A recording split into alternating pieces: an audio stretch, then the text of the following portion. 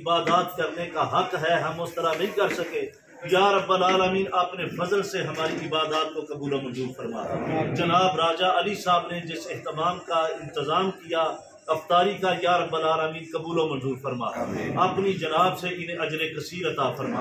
انہوں نے راجہ علی صاحب نے انتظام کیا، اپنی توفیق کے مطابق تو انہیں جزائے خیر عطا فرما اپنی شان کے لائق۔ یا رب العالمین چودھری نعیم صاحب اور جناب فیصل صاحب، ان سب کی طرف سے، بھائیوں کی طرف سے، شہباز صاحب کی طرف سے، جملہ معاونین کو اجر کثیر عطا فرما۔ جتنے حاضرین چل کر آئے ہیں ان سب کی حاجات کو پورا فرما۔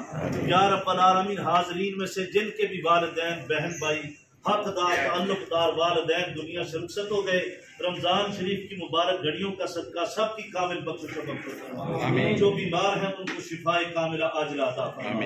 یا رب العالمین نبی کریم صلی اللہ علیہ وآلہ وسلم کی ساری امت کے گناہ معاف فرما۔ آقا علیہ الصلوۃ والسلام کی ساری امت کی خیر فرما۔ نبی کریم صلی اللہ علیہ وآلہ وسلم کی اسوہ حسنہ پر چلنے کی توفیق عطا فرما۔ دیار غیر میں جتنے مسلمان خاص طور پر پاکستانی یہاں پر موجود ہیں، یا رب العالمین انہیں اپنے حفظ و امان میں رکھ۔ یا رب العالمین انہیں اپنے حفظ و امان میں رکھ۔